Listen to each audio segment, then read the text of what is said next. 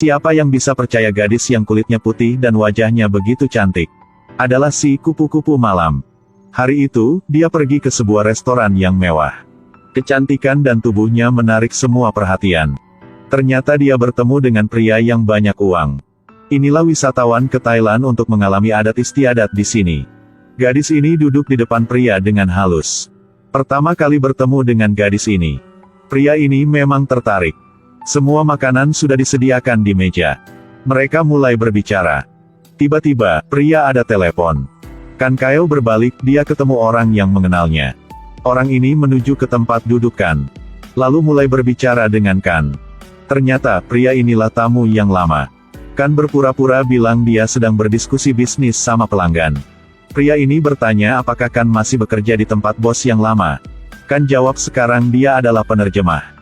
Saat ini, istri pria ini datang dan bersalaman. Lalu mereka pergi. Kan duduk. Pria itu sedang duduk tidak jauh dari tempatnya. Juga menoleh ke arah Kan.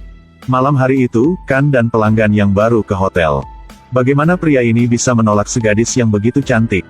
Kan juga banyak pengalaman. Dan sangat sibuk. Pekerjaan Kan sudah diselesaikan. Dia menerima pesan dari Chon. Kan berbohong. Chon mau jalan-jalan bersama Kan. Kan setuju dan bilang akan mengajak temannya Kala ikut. Mereka bertiga bertemu. Saat ini, pelanggan datang. Pria ini sangat puas dengan sikap Kan jadi sudah kasih bonus. Dan bilang lain kali ke Thailand akan mencarikan lagi. Si pria asing memang jatuh cinta kepada Kan. Kan harus bekerja lembur. Kan menghitung gajinya, dia memang senang. Hari keesokan, Kan ke bandara untuk mengantar pelanggan. Dia bertemu dengan manajer di PT yang dia sedang buat KKL. Pria ini melihat mereka sedang memeluk. Tunggu sampai si pria asing itu pergi, lalu dia ke tempat Kan. Kan bingung dan berbohong itulah guru dia. Hari ini, guru pulang ke AS. Si manajer ini memang tertarik dengan kecantikan Kan.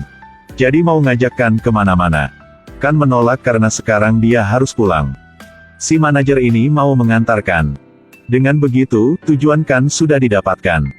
Mereka pergi ke depan mobil si manajer. Ternyata, dia adalah putra di keluarga kaya.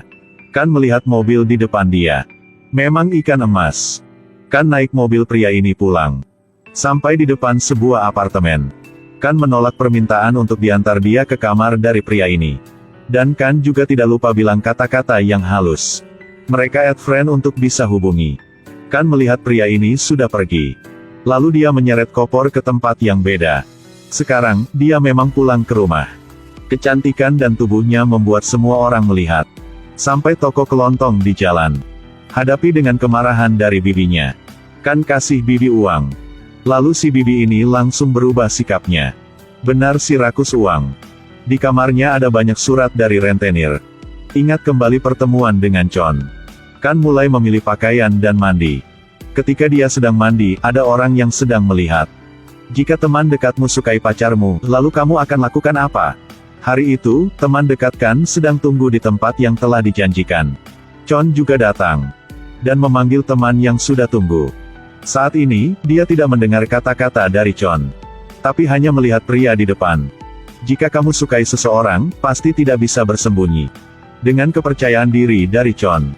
Gadis ini hanya bisa berpura-pura ikut. Melihat kerah baju Chon tidak halus. Kala langsung membantu perbaikinya. Tiba-tiba, suasana agak aneh. Kala bertanya apakah Chon selalu berpakaian begini dalam pertemuan dengan Kan. Chon menjawab, inilah pakaian yang diberikan oleh Kan, jadi dia memakai. Mendengar hal ini, Kala merasa sedih. Chon bilang mau berpakaian yang modern seperti Kan. Oleh itu, Kala semakin menyedihkan. Saat ini, Chon bilang sudah lama dia tidak pulang ke rumah. Kala menghibur Chon. Kan baru sampai sudah melihat mereka. Dengan pertanyaan dari Kan, Kala bergegas menjelaskan. Chon juga memuji kecantikan Kan. Melihat gaya Kala, Kan menyuruh Kala ganti pakaian. Kala bilang inilah pakaian yang paling cantik punya dia. Lalu menoleh ke tas tangan Kan. Bertanya apakah Kan ganti tas lagi. Kan dengan sombong bilang dia sering ganti tas. Kala pikir mungkin tas ini mahal. Kan bilang dia hanya menyewa saja. Untuk bisa berubah gaya. Chon pikir tas ini memang mahal. Kala tidak tahu Kan ganti begitu banyak pakaian untuk apa. Kan bilang dengan marah bahwa dengan begini semua orang harus memuji dia. Dan tidak ada yang menghina karena dia miskin. Kala melawan, sikap lebih baik daripada kelihatan. Lalu mereka makan bersama dengan tidak senang. Di restoran, Kala mau mencuci tangan. Tapi Kala didorong jatuh oleh seanak yang nakal. Lalu Kala menabrak wanita di depan, menyebabkan semua anggur tertuangkan ke badannya. Lalu wanita ini langsung mengkritik Kala. Kan melihat suara yang keras jadi datang. Dia membantu Kala. Tapi wanita ini memang sombong. Jadi Kan tidak menghormati dia lagi. Saat ini, manajer restoran datang. Kan bersalaman dengan manajer. Si manajer ini bilang sama wanita ini bahwa Kan mengenal bos yang besar. Setelah mendengar, wanita ini bertahan kemarahan dia dan pergi. Setelah kembali ke meja makan, Chon penasaran karena perilaku Kan. Jadi Kan hanya bisa berbohong saja. Setelah makan, Chon mau pergi bersama Kan. Tapi Kan menyuruh dia dan teman dekat pulang dulu. Karena sekarang Kan harus pergi untuk menerima gaji. Chon tidak mau jauh dari Kan. Jadi Kan menghibur dia.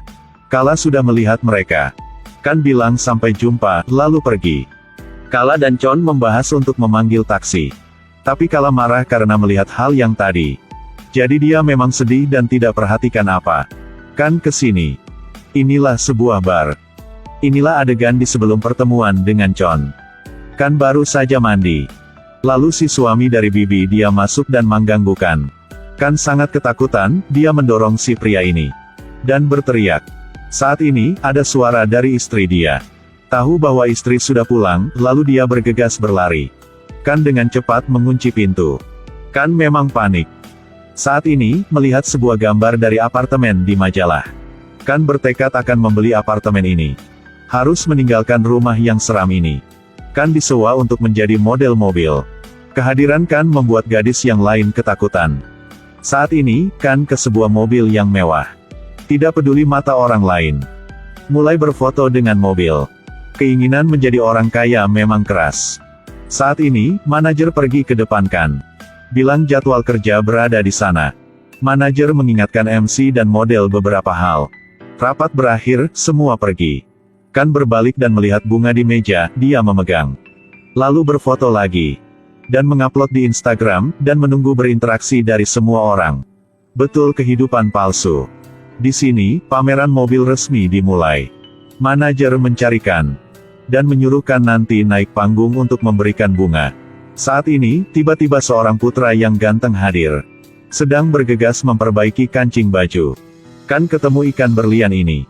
Dia pikir bahwa inilah orang yang akan dia berikan bunga. Jadi Kan mulai berbicara dengan dia. Putra Chon memang terheran karena gadis yang cantik ini tahu nama dia. Kan menjelaskan bahwa dia akan memberikan Chon bunga. Mata putra ini belum pernah meninggalkan gadis ini. Dan terus-menerus memuji kecantikan Kan. Mendengar kata-kata ini, Kan pasti ikan telah menggigit umpannya. Chon memang jatuh cinta kepada Kan.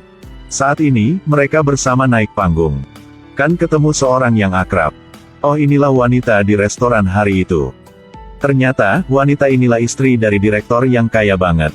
Melihat wanita ini naik panggung, Kan mulai merasa khawatir. Aduh, ternyata Chon adalah putra wanita ini. Saat ini, Chon masih suka ikan. Setelah pembicaraan wanita itu, terus Chon akan bicara. Kan membawa bunga dan berdiri di samping Chon. Ibu Chon baru melihat sudah menyadari Kan. Putra Chon menerima bunga sambil menyentuh tangan Kan. Mereka saling menyentuh tangan tapi Ibu Chon tidak bilang apa. Acara masih dilanjutkan. Kan masih khawatir, dia sering menoleh ke arah Ibu Chon. Ibu Chon bisa paham sedikit tentang Kan. Pembicaraan berakhir. Kan memfoto sama mobil yang mewah. Chon melihat Kan dari jauh. Kan juga tidak lupa menoleh Chon dengan halus.